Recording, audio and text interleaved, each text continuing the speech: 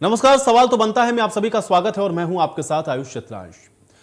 वाराणसी के काशी विश्वनाथ मंदिर में सर्वे की कार्रवाई के लिए कोर्ट कमिश्नर सहित हिंदू और मुस्लिम पक्ष ने वादी और वकीलों ने अंदर प्रवेश किया और इस दौरान काशी विश्वनाथ मंदिर के गेट नंबर 4 पर मुस्लिम समुदाय के युवाओं की ओर से फिर जमकर नारेबाजी हुई। अब काशी विश्वनाथ मंदिर के बाहर मौजूद मुस्लिम पक्ष का यह कहना है कि पहले हर हर महादेव के नारे लगे और आखिर हम कब तक चुप रहते। वाराणसी में आज काशी विश्वनाथ मंदिर और ज्ञानव्यापी मस्जिद के परिसर में वीडियोग्राफी हो रही है।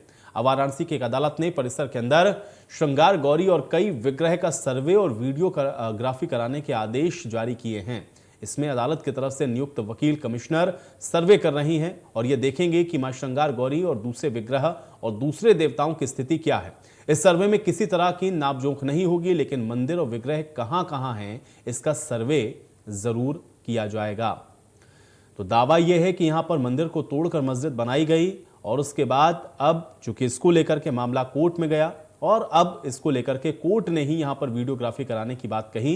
लेकिन आज वीडियोग्राफी से पहले जिस तरह की तस्वीरें देखने को मिली वो अहम सवाल खड़े करती हैं कि आखिर ये विरोध कोर्ट के आदेश पर भी क्यों है। अब जब ये कोर्ट ने आदेश दिया कि वीडियोग्राफी होनी है और इसी वीडियोग्राफी के आधार पर कोर्ट आगे अपना जो निर्णय है वो करने वाला है, तो इस पर आपत्ति के मायने क्या हैं और फिर जो नारेबाजियां आज से देखने को मिली वो भी अपने आप में कई बड़े सवालों को जोड़ती हैं कि क्या एक बार फिर से इस विषय को लेकर के विवाद बढ़ाने की स्थिति के तौर पर इसको देखा जाए। ये तस्वीरें आप देखिए किस तरह से यहाँ पर अल्लाहू अकबर के नारे लगाए गए और आरोप यह लगा कि पहले यहाँ पर हर हर महादेव के नारे लगे, इसलिए यहाँ पर अल्लाहू अकबर के नारे विरोध के स्वरूप में लगाए गए हैं। लेकिन सवाल यह है कि कोर्ट के आदेश पर अगर वीडियोग्राफी हो रही है तो फिर इसको लेकर के ये आपत्तियां क्यों हैं। और महत्वपूर्ण सवाल यह है कि अयोध्या के बाद क्या अब काशी की बारी है।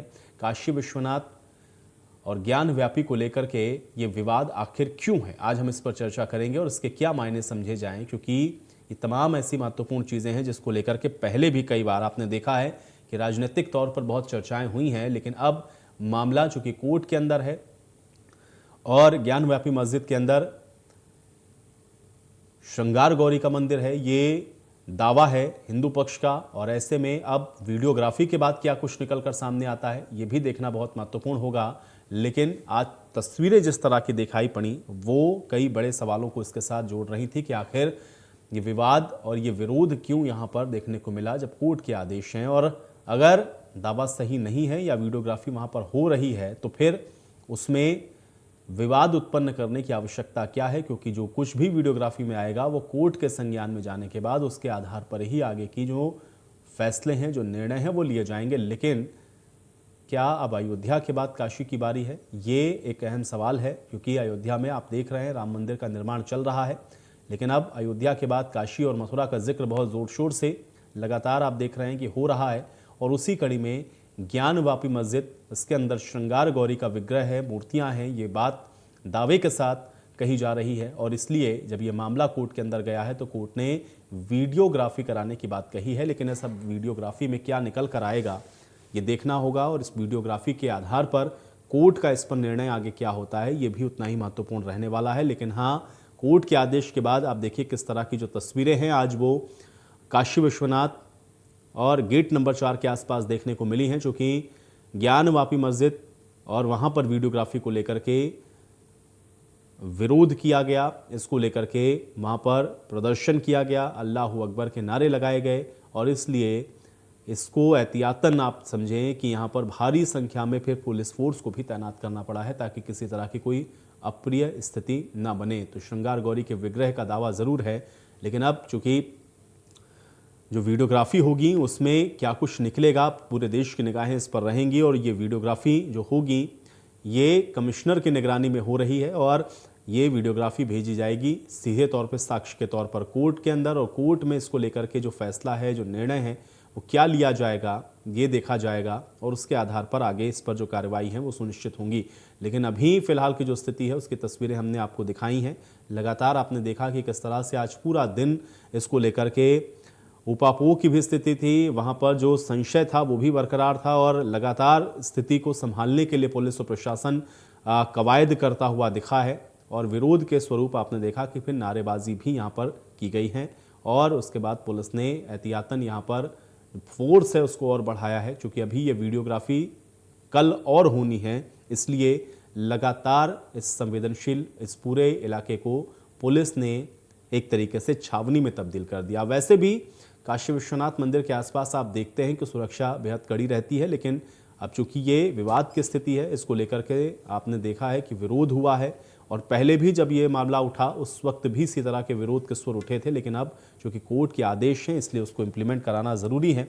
और आज इसी वजह से यहाँ पर जो स्थितियाँ हैं वो किस तरह की बनी, ये तस्वीरों के साथ हमने आपको लगातार दिखाया। लेकिन अब आगे इसमें क्या होगा इस पर निगाहें सबकी हैं। लेकिन हाँ, विरोध के मायने क्या समझे जाएं, ये विरोध क्यों हो रहा है ये भी समझना पड़ेगा। और क्या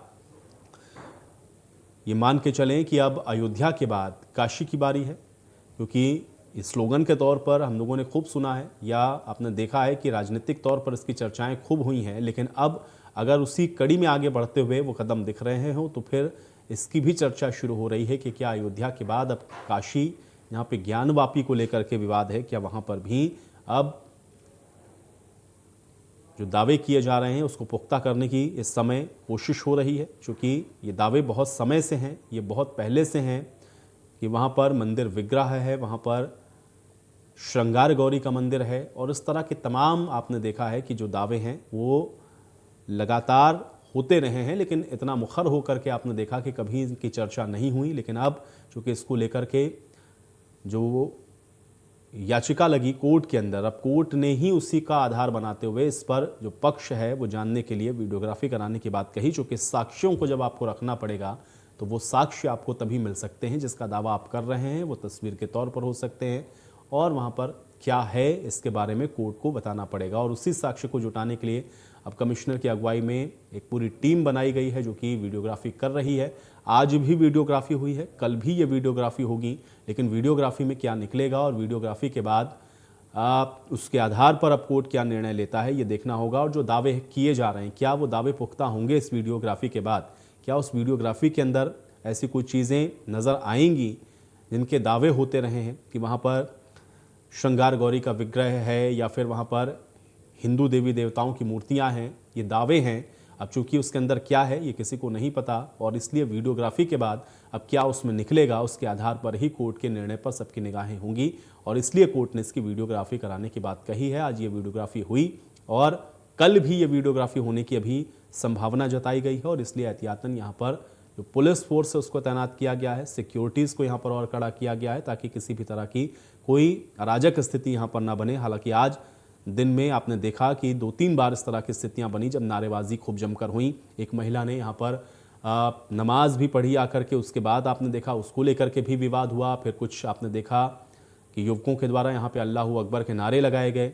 इसके बाद वहाँ पर पुलिस और प्रशासन को इनको वहाँ से हटाना पड़ा, और फिर यहाँ पर हर हर महादेव के भी नारे लग रहे थे। ऐसा आरोप भी मुस्लिम समुदाय की तरफ से लगाया गया, और इस वजह से इस तरह की आज जो स्थितियां हैं वो आप कह सकते हैं कि संवेदनशील होती हुई नजर आई, और इसलिए प्रशासन ने एहतियातन यहाँ पर सुरक्षा के कड़े इंतजाम किए। लेकिन अब सवाल यहाँ पर यही है कि क्या अयोध्या के बाद अब काशी के ऊपर पूरी निगाहें हैं, और ये जो वीडियोग्राफी हो रही है ये कितनी महत्वपूर्ण रहने वाली है, ये उन दावों को कितना और पुख्ता करेगी जो दावे लगातार होते रहे हैं, जिन दावों के बारे में आपने लगातार सुना होगा। लेकिन उन दावों की हकीकत क्या है ये इस वीडियोग्राफी के बाद भी बहुत कुछ निर्भर होगी, और इस वीडियोग्राफी के बाद बहुत कुछ जो तस्वीरें हैं वो स्पष्ट होंगी। लेकिन उससे पहले ही जो विरोध है वो किस वजह से है और इस विरोध के मायने क्या समझे जाएं, इस पर आज हम चर्चा करेंगे।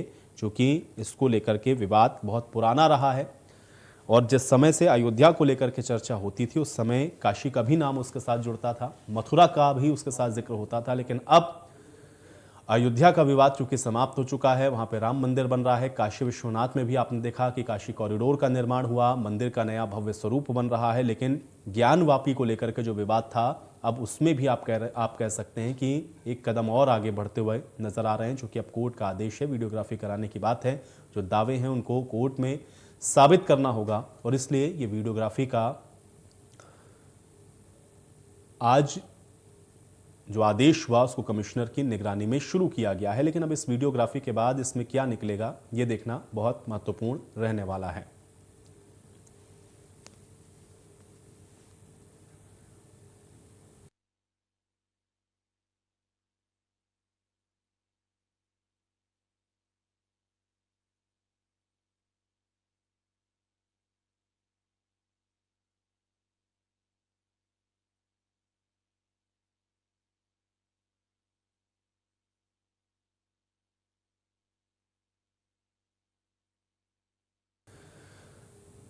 तो आज हम इसी पर चर्चा करेंगे कि क्या अयोध्या के बाद अब काशी की तैयारी है, चूंकि आज वीडियोग्राफी ज्ञानवापी मस्जिद की कराने की बात कही गई और आज ज्ञानवापी मस्जिद के अंदर आपने देखा कि वीडियोग्राफी की शुरुआत हो चुकी है। कल भी ये वीडियोग्राफी होनी है, लेकिन आज जिस तरह का माहौल देखने को मिला उसको लेकर के आपने देखा कि एहतियातन वहां पर जो पुलिस फोर्स है उसको बढ़ाया गया है, लेकिन जो विरोध है या फिर जो दावे हैं उसमें कितनी सच्चाई है ये बहुत महत्वपूर्ण है, चूंकि लगातार इसको लेकर के हमेशा आपने देखा है कि चर्चाएं रही और ज्ञानव्यापी को लेकर के विवाद हमेशा से रहा है। तमाम तरह के दावे किए जाते रहे कि वहां पर श्रृंगार गौरी का मंदिर है, अंदर मूर्तियां हैं। ये जो दावे हो रहे हैं अब वीडियोग्राफी से कितने पुख्ता होंगे और अब इसके बाद आगे क्या इस पर निर्णय होगा या क्या इस पर फैसला होगा, ये देखना बहुत अहम रहेगा। तो अयोध्या और अयोध्या के बाद अब काशी और काशी में ज्ञानवापी और ज्ञानवापी में आज वीडियोग्राफी। अब इसके आगे क्या है इस पर आज हम चर्चा जरूर करेंगे और समझने की कोशिश करेंगे कि आखिर ज्ञानवापी को लेकर के ये विवाद क्यों है। और आज जो वीडियोग्राफी की बात कोर्ट की तरफ से कही गई, जिसके निर्णय पर आज कमिश्नर की अगुवाई में आपने देखा कि इसकी वीडियोग्राफी की शुरुआत हुई है, उसके बाद ये विरोध क्यों हुए और अब आगे इस पर क्या निर्णय होता है, इसके लिए वीडियोग्राफी में क्या होगा, ये हम लोग आज समझने की कोशिश करेंगे। फिलहाल मेरे साथ डॉक्टर सुनील कौशिक जी जुड़े हुए हैं, वरिष्ठ पत्रकार हैं। डॉक्टर सुनील कौशिक जी, बहुत स्वागत है आपका इस चर्चा में। डॉक्टर सुनील कौशिक जी, आपसे इस चर्चा की मैं शुरुआत करना चाहता हूं, क्योंकि आज ज्ञानवापी मस्जिद के अंदर जिस तरह से वीडियोग्राफी का आदेश, कोर्ट के आदेश के बाद हम लोगों ने देखा शुरुआत उसकी होती है। आज जो तस्वीरें हम लोगों ने देखी या जो विरोध हो रहा था या फिर ज्ञानवापी को लेकर के जो विवाद है, इसमें वीडियोग्राफी की जो बात है, इन सारी परिस्थितियों को आप किस तरह से देखते हैं और क्या हम ये मान के चलें जो चीजें अभी तक हम लोग सुनते थे, एक पॉलिटिकल हम लोग इसको समझते थे कि अयोध्या के बाद अब काशी और मथुरा की बारी है, क्या उसमें काशी की तरफ एक कदम आगे बढ़ते हुए आपको ये नजर आ रहा है? डॉक्टर सुनील कौशिक जी, देखो आयुष, ये समझना पड़ेगा कि माननीय कोर्ट के बावजूद भी यदि ऐसी स्थिति वहां पैदा हुई है तो सरकार की वो खुफिया एजेंसियां और वहां के ब्यूरोक्रेसी के अधिकारी जो वहां तैनात हैं वो निश्चित तौर से फेल हुए हैं। क्योंकि कई बार की वार्ता के बावजूद भी यदि वह वीडियोग्राफी की, फोटोग्राफी की टीम वहां कोर्ट के निर्देश पर पहुंचती है और वहां अल्लाह अकबर के जैसे नारे वहां लगते हैं और जिस तरीके से वहां एक धर्म विरोध के खिलाफ नारे लगते हैं, प्रशासन सरकार के खिलाफ नारे लगते हैं, तो निश्चित तौर से मानिए कि वहां जो तैनात अफसर हैं उनकी भी नाकामी है। क्योंकि ये ऐसा नहीं कि अचानक आदेश आ गया हो। जी जी, कई दिन से इसकी चर्चा चल रही थी, दोनों पक्षों को कोर्ट ने सुना और सुनने के बाद निर्णय लिया। निर्णय के बावजूद भी एक बार फिर पुनः कोर्ट में दोबारा सुनवाई के लिए भी उन्होंने कहा कि ये नहीं होना चाहिए, लेकिन उसके बावजूद भी कोर्ट ने कहा कि नहीं, जो निर्णय था वो ठीक था। तो उसके बावजूद वहां इतनी बड़ी संख्या में लोग पहुंचते हैं और जिस तरीके से वहां नारे लगाए जाते हैं, तो एक तो मैं मानूंगा कि वो जो एक वर्ग है, क्या उसको न्यायालय पर या कानून व्यवस्था पर भरोसा नहीं रहा। दूसरी बात, क्या ब्यूरोक्रेसी के अफसर जो वहां तैनात थे, वहां क्या उनको इस बात का अंदेशा नहीं था कि इस तरीके की स्थिति पैदा होगी। कभी कभी बड़ी दुर्घटनाएं हमने रिपोर्टिंग करते समय देखी हैं कि यदि एक दो लोग भी ऐसी परिस्थितियों में पत्थरबाजी कर दे या ऐसी कोई परिस्थिति भगदड़ मच जाए, एक दो लोग अपने आप दौड़ने लगे, तो फिर वो एक दंगे का रूप ऐसी घटनाएं ले लेती हैं। ऐसी परिस्थिति मैं कहूंगा फिर भी प्रशासन ने संभाली, लेकिन 1% मानिए ऐसी परिस्थिति वहां हो जाती तो निश्चित तौर से हमारे प्रदेश के लिए और देश के लिए ये शांति व्यवस्था भंग करने जैसी स्थिति थी। तो सरकार को इस बात को भी संज्ञान में लेना पड़ेगा कि कौन वो अफसर हैं जिनको इस बात का अंदेशा नहीं था कि ऐसी परिस्थितियां वहां पैदा हो सकती हैं। नहीं, लेकिन सुनील जी, तो कोर्ट का आदेश है जिस पर हम लोग देख रहे हैं कि ये वीडियोग्राफी वहां पर होनी है और जैसा कि आपने खुद बताया और हम लोग की जानकारी में भी है कि भाई कोऑर्डिनेशन तो काफी दिनों से चल रहा था, उसके बाद भी अगर वीडियोग्राफी के लिए टीम वहां पर पहुंच रही तो उसके विरोध के मायने आप किस तरह से देखेंगे? और जो दावे होते रहे इसके पहले, अगर वीडियोग्राफी का आप विरोध करेंगे तो फिर वो कहीं ना कहीं और पुख्ता होते हुए दिखेंगे कि आप चाहते नहीं कि वो चीजें सामने आए। तो जो दावे हो रहे हैं या जो कोर्ट का आदेश है, विरोध उसका क्यों हो रहा है? सुनील जी, थोड़ा सा इसको और मैं समझना चाहूंगा। ये तो कुछ चित्रांश ये समझना पड़ेगा कि जो कोऑर्डिनेशन प्रशासनिक अधिकारियों के साथ मिलकर के दोनों समुदायों का जो हुआ, फिर उसके बावजूद भी ये लोग निकल के आते हैं, तो नंबर एक तो मैं यही मानूंगा कि उनको न्यायालय पर और प्रदेश की कानून व्यवस्था पर भरोसा नहीं है। दूसरी बात मैं मानूंगा कुछ ऐसे अराजक तत्व होते हैं जिनको चिन्हित करने की आवश्यकता है। कि ऐसी परिस्थितियों में वो किस तरीके का दुरुपयोग ऐसे लोगों के माध्यम से करते हैं शांति भंग के संदर्भ में। मैं कहूंगा बहुत सारे लोग हैं, बहुत सारी चीजें हमने देखी हैं ऐसी स्थिति में, तो वो प्रशासन देखता है कि क्या स्थिति बनती है। दूसरी बात, उस समुदाय को समझना पड़ेगा कि वीडियोग्राफी की, फोटोग्राफी की जो व्यवस्था न्यायालय ने रखी है, उसके बावजूद भी सारी चीजों का पक्ष न्यायालय में रखा जाएगा, सारी चीजें दिखाई जाएंगी, वहां दोनों पक्षों के अधिवक्ता मौजूद होंगे। यदि ऐसी कोई परिस्थिति लगती है किसी दूसरे पक्ष को कि नहीं कोई बात छूट गई है या कोई चीज गलत दर्शाई गई है, तो एक न्यायालय में बहस का मुद्दा हो सकता है। लेकिन न्यायालय ने यदि कोई बीच का रास्ता निकालने का प्रयास किया कि यदि एक पक्ष ने ये बातें रखी हैं कि यदि वहां तहखाने में जाया जाए या नींव की वीडियोग्राफी कराई जाए, तो वहां ये स्पष्ट हो सकता है कि वहां पहले हिंदू मंदिर थे, तो इसमें मुझे लगता है कि गुंजाइश की चीजें नहीं बची हैं। लेकिन फिर भी यदि किसी एक पक्ष को ऐसा लगता है कि नहीं, सरकार के इशारे पर या किसी पार्टी के इशारे पर या किसी अधिकारियों के इशारे पर यदि कुछ गलत हुआ है, तो न्यायालय में एक खुला मंच होता है, सारी चीजों पर बहस होती है। और मुझे लगता है नहीं, लेकिन सुनील जी यही तो बारीक लाइन में थोड़ा समझना चाह रहा हूं ना आपसे कि कोर्ट का आदेश पॉलिटिकली कैसे उसको लोग समझ लेते हैं कि ये कोई इसके पीछे राजनीतिक मंशा हो सकती है, क्योंकि कोई पॉलिटिकल पार्टी अगर उसकी पार्टी बनी है या कोर्ट गई है तब तो ये समझ में आता है। अगर वकीलों के एक समूह की तरफ से इस तरह से कोई पिटीशन लगाई गई, इसको लेकर के दावा किया गया और वहां पर कोर्ट ने कहा कि आप इसको साबित करिए भाई, वीडियोग्राफी कर लेते हैं, तो उसको राजनीतिक चश्मे से या फिर राजनीतिक रंग देने की कोशिश क्यों होती है? और क्या आप ये मानते हैं कि चूंकि राम मंदिर को लेकर के एक बहुत बड़ी पॉलिटिक्स हम लोगों ने इस देश के अंदर देखी, इसलिए ये उसके साथ जुड़ता हुआ हमको दिखता है, और ज्ञानवापी का विवाद भी आप उसी के साथ या उसी परिप्रेक्ष्य में आप देखेंगे, इसलिए ये विरोध हमको यहां पर दिख रहा है? देखो, अयोध्या प्रकरण और थोड़ा सा ज्ञानवापी मस्जिद का प्रकरण दोनों थोड़े से अलग हैं। अयोध्या प्रकरण में क्या हुआ कि आपने देखा होगा कि वहां एक मंदिर को तोड़ करके पूरी मस्जिद की स्थापना कर दी गई। यहाँ क्या देखा है आपने, गौरी श्रृंगार मंदिर है, गौरी श्रृंगार मंदिर के कुछ भाग को तोड़ करके कुछ दो मंदिर ऐसे बड़े मंदिर थे जहां औरंगजेब ने 1669 में आकर के जो बड़े मंदिर तोड़े गए, तो ये दर्शाया गया, कोर्ट में ये पक्ष रखा है कि एक हमारा कह सकते हैं कि गौरी श्रृंगार मंदिर से जुड़ा हुआ जो परिसर था वो भी तोड़ा गया, वो हमारे मंदिर में ही आना चाहिए, और उसको तोड़ करके मस्जिद बनाई गई। और इस बात की उसमें बहस रखी गई कि नहीं, यदि ऐसा नहीं है तो उसको खोद के देख लिया जाए, वीडियोग्राफी करके दिखा लिया जाए, फोटोग्राफी करा के देख लिया जाए, क्योंकि बहुत सारे ऐसे चित्रों का विवरण वहां है, मौजूद है, जिससे बिल्कुल स्पष्ट हो सकता है कि कोई न्यायालय एक निष्कर्ष पर पहुंच सकता है उस वीडियोग्राफी और फोटोग्राफी के बाद। तो ये एक पक्ष रखा गया है। लेकिन जो दूसरा आपने कहा कि न्यायालय का आदेश था, कोई राजनीतिक आदेश नहीं था, बहुत सारी ऐसी चीजें मैं इस देश में 2 दशकों से देख रहा हूं कि न्यायालय भी यदि कोई आदेश करता है तो कुछ राजनीतिक दल या कुछ सिविल सोसाइटी के लोग या कुछ ऐसे संगठन उसको भी राजनीतिक चश्मे से देखने लगे हैं। आपने देखा होगा कि अयोध्या का जब निर्णय आया तो कुछ लोग उससे भी सहमत नहीं थे, और भरपूर उन्होंने एक माहौल बनाने का प्रयास किया, लेकिन इस देश की जनता समझदार थी, दोनों समुदायों के लोगों ने बैठ कर उस निर्णय को माना, और कुछ चीजें जो आगे होने का प्रयास वो करा रहे थे वो नहीं हुई। तो कुछ लोग आज भी मौजूद हैं कि न्यायालय कोई आदेश करता है तो उसको भी वो राजनीतिक चश्मे से देखते हैं। चलिए, कुछ और मेहमान मेरे साथ जुड़ गए, उनका भी परिचय करवाते हैं, उसके बाद इस चर्चा को और थोड़ा आगे बढ़ाएंगे। मित्रेश चतुर्वेदी जी हमारे साथ जुड़े हुए हैं, हिंदू धर्मगुरु हैं। मित्रेश चतुर्वेदी जी, स्वागत आपका।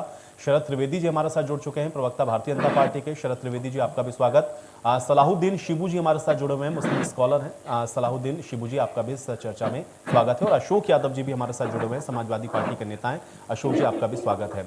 शरद जी, मैं आपके पास आता हूं, क्योंकि आज ज्ञानवापी में हम लोगों ने देखा वीडियोग्राफी जब होनी थी तो उस वक्त ये तस्वीरें भी लगातार हम लोग दिखा रहे हैं, अल्लाह अकबर के नारे लगते हैं, विरोध होना शुरू हो जाता है। इस पूरे घटनाक्रम को अभी आप किस नजरिए से देखते हो, और ये विरोध वहां पर क्यों नजर आया? क्योंकि सुनील जी भी कह रहे हैं कि भाई अगर वहां पर इस तरह की स्थितियां थी तो प्रशासन, जो लोकल एडमिनिस्ट्रेशन है, कम से कम उसको पहले से अलर्ट होना चाहिए था, क्योंकि ये बहुत संवेदनशील विषय है। शरद जी, आपका पहला रिएक्शन मैं चाहूंगा।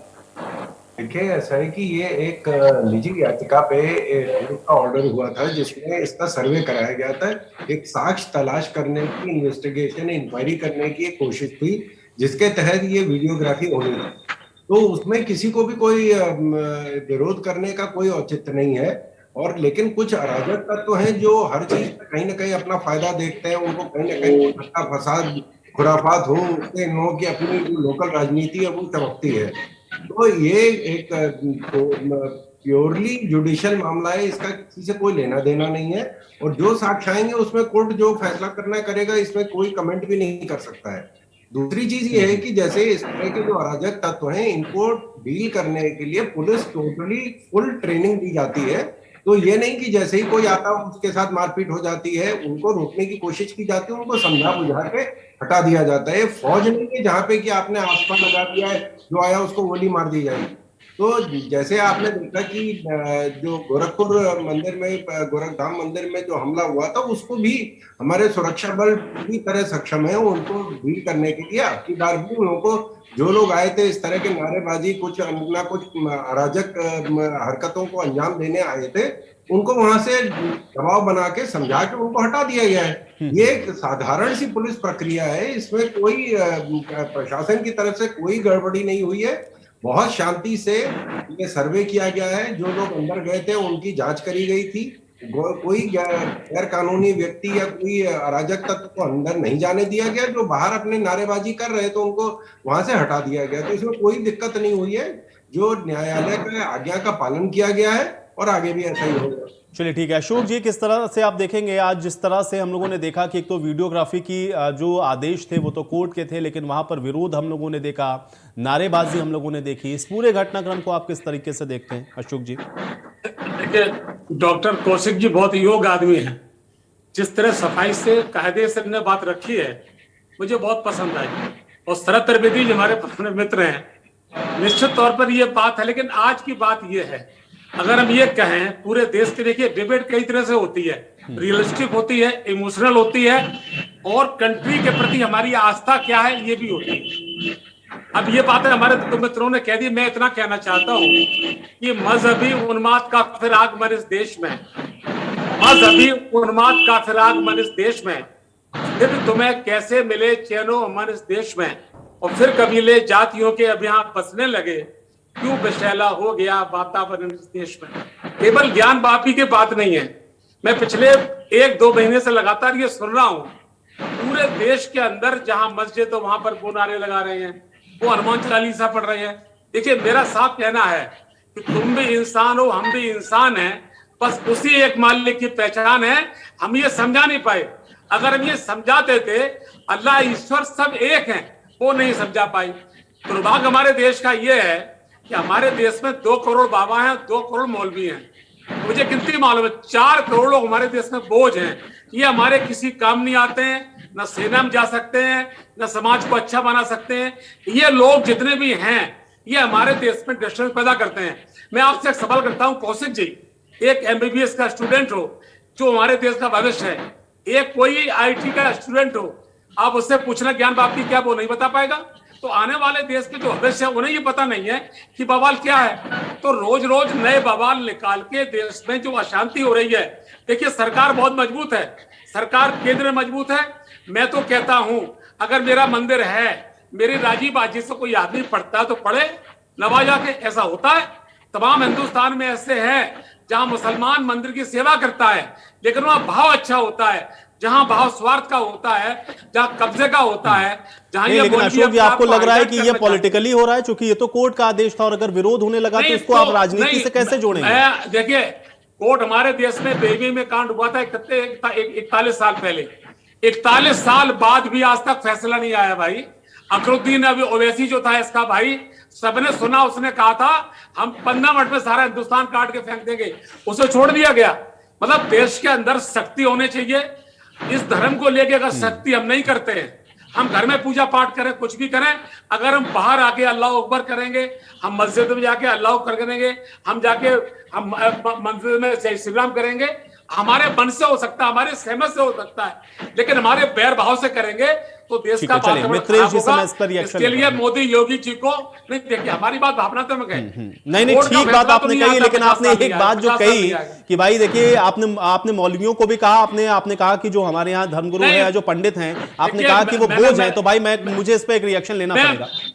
नहीं, देखिए, नहीं हो सकता है। नहीं, 10% बहुत अच्छे विद्वान है देश में, 10% बहुत अच्छे हमारे संत हैं, 10% बोल भी अच्छे हैं, लेकिन मित्रेश जी है ना हमारे साथ इस चर्चा में, मैं उनसे रिएक्शन लेता हूं। मित्रेश जी। अशोक जी, आप कैसे कह सकते हैं कि 90% जो पंडित हैं और जो पुजारी हैं वो गलत है। साधु किसकी बात? अरे साधु सनातन धर्म की रीढ़ है, आप कैसे बोल सकते हैं? रीढ़ होंगे कब होंगे? अब तो अभी अरे आपको शर्म नहीं आती है सब? अरे शर्म, अरे आप जिस आश्रम में छापा मारिए लड़कियां मिलती है, शराब मिलती है। नरेंद्र गिरी की क्या हुआ था? जितने महान लोग हैं, आप छापा मारिए। आसाराम बापू, वीरेंद्र रामपाल, राम रहीम, क्या हुआ है? नहीं, देखिए मिथिलेश जी, मैं आपको जानता हूँ। देखिए मिथिलेश जी, मैं मिथिलेश जानता हूँ, आप बहुत बड़े, लेकिन देश को बचाने के लिए, देश को बचाने के लिए, कुछ दिनों के लिए ये धार्मिक काम बंद होने चाहिए। हमारी बात, मैं स्वतंत्र लेखक हूं, स्वतंत्र शायर हूं और बहुत शायरी इसी पे सब करता हूं। 20 सालों से 1000 गजलें कही, सारे दुनिया देश में घूमा हूं मैं। मेरा अपना एक सोच है भारत देश के लिए। देश से बड़ा कुछ नहीं है, धर्म नहीं है, देश बड़ा है। लेकिन ठीक है, लेकिन अगर आप इस तरह से ये कहेंगे कि सारे बाबा इस तरीके से होते हैं तो ये भी गलत हो जाएगा ना। आप तो सबको एक ही पसेरे में, आप तो कह रहे हैं आप जिस आश्रम में जाइए। नहीं अशोक जी, आपने कहा कि आप किसी भी आश्रम में छापा मार लीजिए, ऐसा होगा, तो ये तो मुझे गलत है, ये ज्यादती है। हमारा अनुभव है, ये अनुभव, ये तो ज्यादती है। मैं समाज में रहता हूं, मैं ये मानता हूँ आप समाज में हर तरह के लोग होते हैं, हर तरह के लोग होते हैं, लेकिन आप सबको अगर एक चीज में इंक्लूड करेंगे तो गलत हो जाएगा। और अशोक जी, मुझे लग रहा है मित्रेश जी का भी आपत्ति केवल इसी बात पर। अरे आप 30 सेकंड के लिए मेरी बात सुन लीजिए केवल, उसके बाद में जो भी कहें वो हमने सुना, जो भी कहेंगे वो ताकत रहेंगे, लेकिन बात सुनिएगा। अब बात नहीं सुनेंगे। जी जी, मित्रेश जी बात पूरी नहीं होने। मित्रेश जी बात आप बोलिए, मैं आपका स्वागत करता हूं। आई एम सॉरी, आप बोलिए, हम आपके सुनेंगे। बोलिए, हमें कष्ट है वो हमने कहा। चलिए मित्रेश जी, मुझे लग रहा है शायद कुछ तकनीकी समस्या है, आपकी ऑडियो भी मुझ तक नहीं आ पा रही है। मैं सलाहुद्दीन का तब तक रुक कर लेता हूं। सलाहुद्दीन, शिबू जी, किस नजरिए से आप इसको देखते हैं? कोर्ट का आदेश, वीडियोग्राफी, और उसके बाद वहां पर हम लोग देखते हैं कि नारेबाजी हो रही है, प्रदर्शन हो रहा है, कैसे देख रहे हैं आप इसको?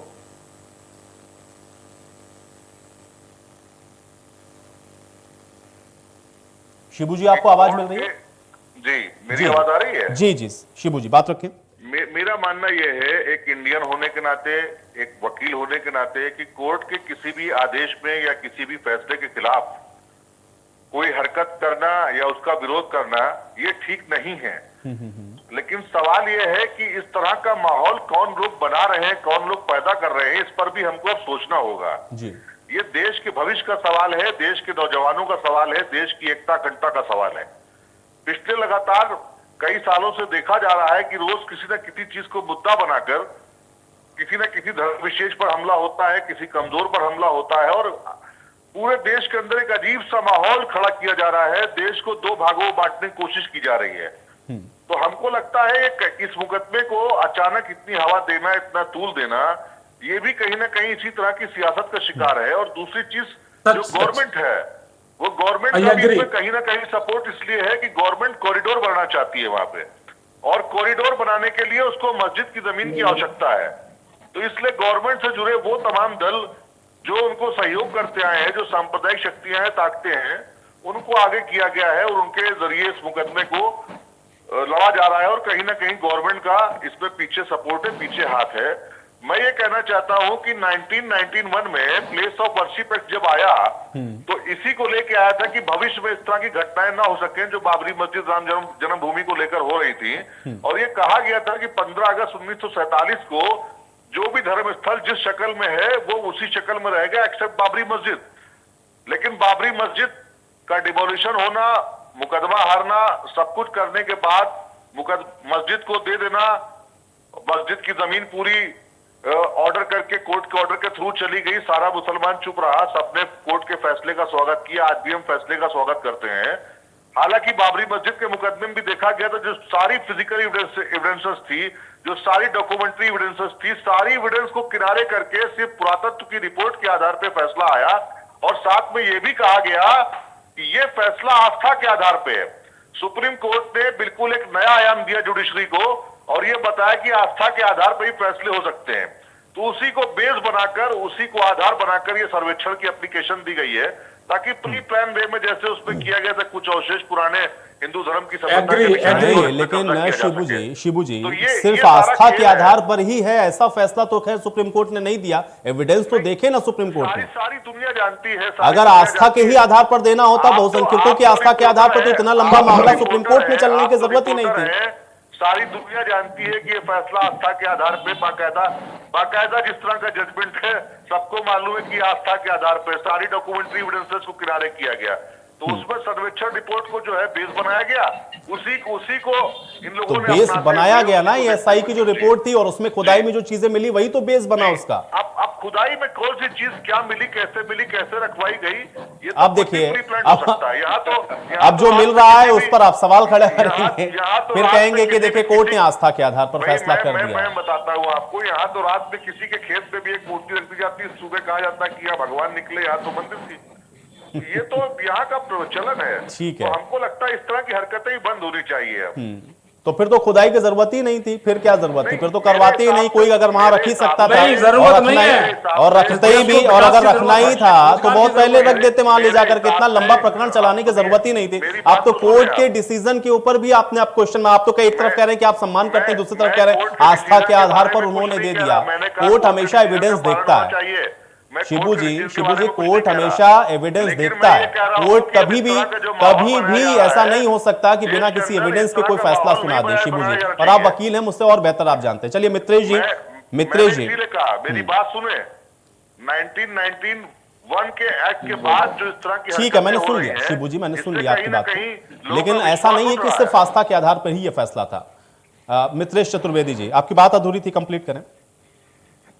जी, मैं कहना ये चाह रहा था जी कि आप किसी को गाली मत दीजिए, चीजों को समझिए, या हो क्या रहा है। अरे भाई, राम मंदिर का फैसला आया, सुप्रीम कोर्ट ने, हाई कोर्ट में सुनवाई हुई, सुप्रीम कोर्ट में सुनवाई हुई, एविडेंस देखे थे इस पर, और कोई जांच करने जाता है, वीडियोग्राफी करने जाता है, और आप लोग विरोध करने लगते हो, तो आप किसका विरोध कर रहे हो ये सोचिए। आप देश के संविधान का विरोध कर रहे हो, देश के कानून का विरोध कर रहे हो, जिसका आप रोज हवाला देते हो। जब इस देश में कोई भी, मोदी जी कोई कानून लाते हैं या योगी जी कुछ करते हैं, आप कहते हैं ये संविधान को तोड़ रहे हैं, ये संविधान के खिलाफ है। अच्छा ये बताइए, जब कोर्ट के आदेश पर कोई टीम जा रही है और आप अल्लाहू अकबर के नारे लगाकर उसका विरोध करते हो, क्या ये संविधान में लिखा है? बताइए मुझे, इसका जवाब दीजिए, क्या ये संविधान में लिखा है? क्या आपने एक बार भी कहा ये गलत है, ये नहीं करना चाहिए? जब कोर्ट की प्रक्रिया चल रही है तो हमें उसका साथ देना चाहिए। कोई नहीं बोला इसको, क्यों नहीं बोल रहे भाई? नहीं, क्यों नहीं बोल रहे हो?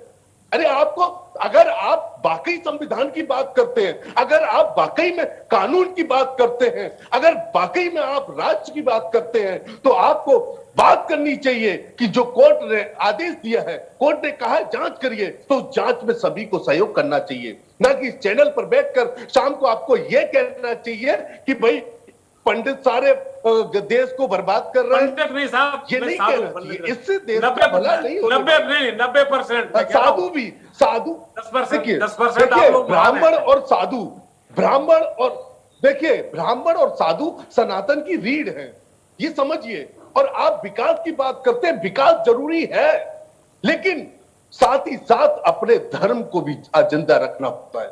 ऐसा नहीं है, हमारी संस्कृति हमको बांधे रखती है। हम पर कितने हमले हुए, केवल एक, ठीक है, लेकिन चतुर्वेदी जी, फिर अल्टीमेटली देश तो हमारा कॉन्स्टिट्यूशन से ही चलेगा। धर्म हमारा अपना निजी आस्था का विषय है, हम उसको घर में कर सकते हैं, लेकिन धर्म से तो देश नहीं चलेगा ना, तो कॉन्स्टिट्यूशन से चलेगा, वो सबके लिए समान है।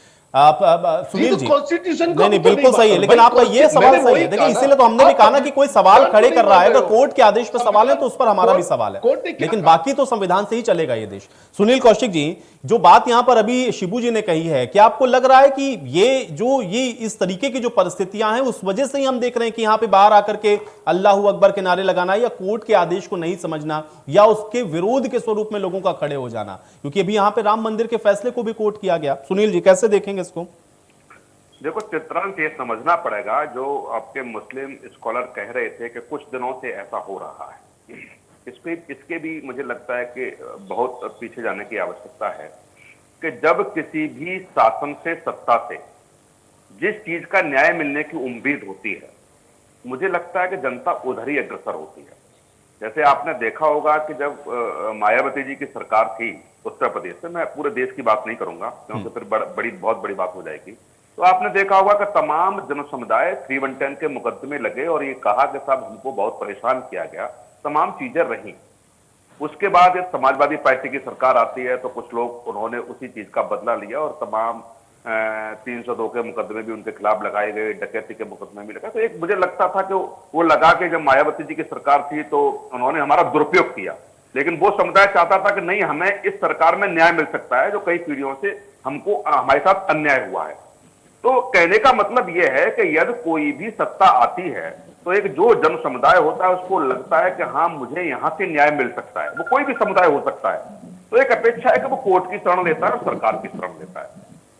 दूसरी बात, सारे समुदायों को ये माननी पड़ेगी, न मुस्लिम, न हिंदू, न सिख, न ईसाई, सबसे बड़ी धार्मिक पुस्तक हमारे यहाँ है तो संविधान की पुस्तक है। संविधान के हिसाब से देश चलेगा, न रामायण से चलेगा, न गीता से चलेगा, न कुरान से चलेगा, न बाइबल से चलेगा। तो दूसरी बात, वहां आस्था एक अलग व्यवस्था हो सकती है आपकी। वो हो सकता है कि जिस पद पर, जिस कुर्सी पर बैठ करके जो व्यक्ति न्याय कर रहा है उसकी भी कहीं ना कहीं आस्था होगी, लेकिन जब वो कुर्सी पे बैठ जाता है, अब जैसे छोटा सा मैं एग्जांपल दूं कि यदि हमारा एंकर की कुर्सी पर बैठ जाता है, चित्रांश बैठ गए, तो वो हमारे लिए व्यास की कुर्सी है। हमारी चीजें सब हट जाती हैं कि हम किस धर्म से हैं, किस समुदाय से हैं, या हम किस में आस्था रखते हैं, ये बात माननी पड़ेगी। तो ऐसे ही जब कोई भी व्यक्ति राजा, जैसे इस समय योगी जी हैं या मोदी जी हैं या सुप्रीम कोर्ट या हाई कोर्ट के न्यायाधीश हो सकते हैं, हो सकता है कुर्सी से हटकर उनकी आस्था कहीं हो, बिल्कुल, लेकिन जब कुर्सी पर बैठते हैं तो मुझे लगता है कि सारी आस्थाएं वहां खत्म हो जाती हैं और केवल जो संविधान में लिखा हुआ है उसी के हिसाब से निर्णय आते हैं। और ये हमारे यहाँ जिक्र भी है कि न्याय अंधा है। न्याय अंधे का मतलब ये नहीं है कि न्याय बिल्कुल अंधा है, न्याय का मतलब यह है कि जो उनके समक्ष चीजें रखी जाएंगी, निर्णय उसी आधार पर होगा। उससे अलग हटके कहीं बाहर कोई चीजें हैं और कोर्ट के संज्ञान में नहीं है तो उसका कोई मतलब नहीं है कि उसको वो जाने या उसको परखे, लेकिन उसके समझ जो चीजें रखी गई हैं, निर्णय उसी आधार पर होना है। तो जो भी कुछ आज वहां हुआ, मुझे लगता है कि वो एक न्यायालय को आंखें दिखाने वाली बातें थी। न्यायालय पे भरोसा नहीं है, न्याय पे भरोसा नहीं है, और ऐसे बड़े समुदाय जैसे सलाउद्दीन चीबू स्कॉलरशिप मुस्लिम स्कॉलर बैठे हैं, ऐसे लोगों को आगे आके पहल करनी पड़ेगी कि हमें न्याय व्यवस्था पर पूरा भरोसा है और तमाम चीजें हैं। ऐसा नहीं है कि वीडियोग्राफी फोटोग्राफी होगी तो यही मामला खत्म हो जाएगा। न्यायिक प्रक्रिया बहुत लंबी होती है। मुझे नहीं लगता इस देश में, अपने देश में, कि न्यायिक प्रक्रिया में किसी पक्ष को अनसुना कर दिया गया हो। तो बहुत सारी चीजें हैं। हो सकता है कि आप डिस्ट्रिक्ट कोर्ट में नहीं मानेंगे तो हाई कोर्ट में जाएंगे, हाई कोर्ट में नहीं तो सुप्रीम कोर्ट में आप जाने का प्रयास करेंगे। तो वीडियोग्राफी फोटोग्राफी को जो लेकर के जो कमेटी बनी है वो न्यायालय के सामने रखेगा, दोनों पक्षों के अधिवक्ता वहां मौजूद होंगे, इन्हीं बिंदुओं को लेकर के मुझे लगता है असहमति हो सकती है तो वो न्यायालय के समक्ष रख सकते हैं सारी चीजें, लेकिन एक वहां जाकर के इस तरीके की अव्यवस्था पैदा करना, न्यायालय के आदेश के अनुपालन में जो चीजें लगी हैं उसको भंग करना, मुझे लगता है थोड़ा सा यहाँ गलत है।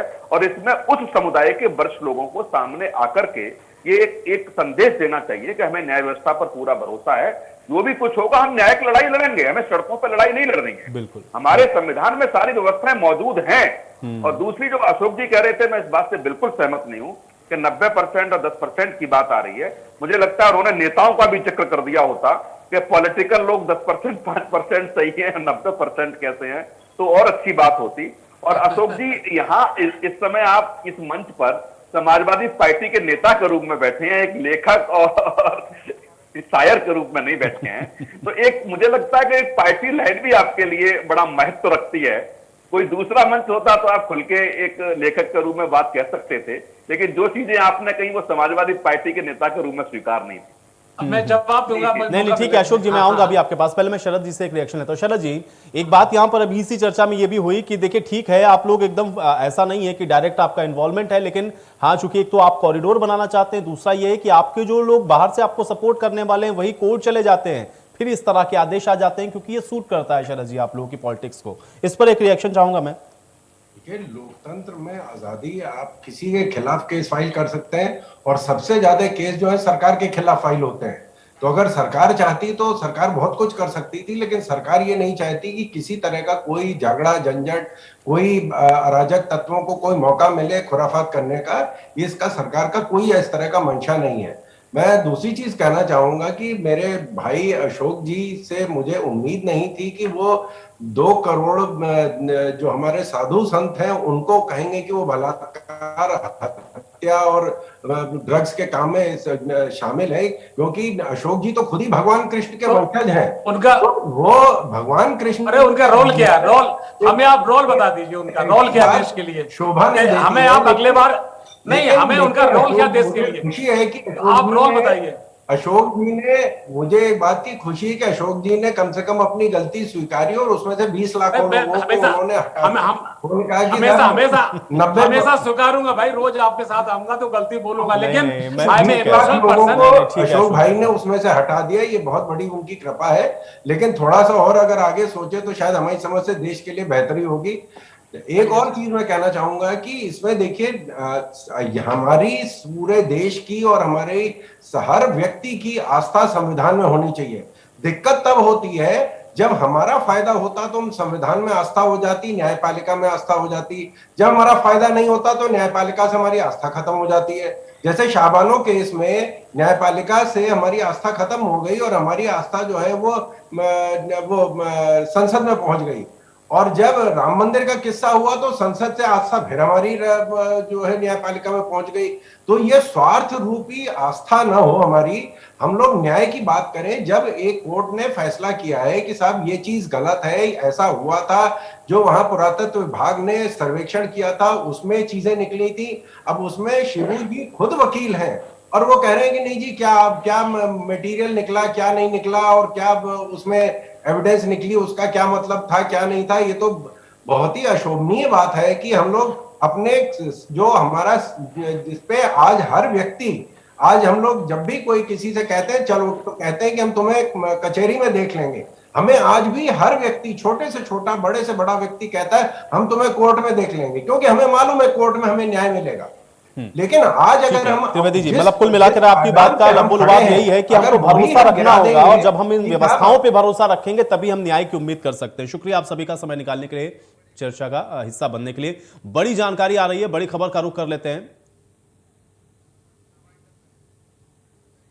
और चलिए, सवाल तो बनता है, मेरे साथ फिलहाल इतना है।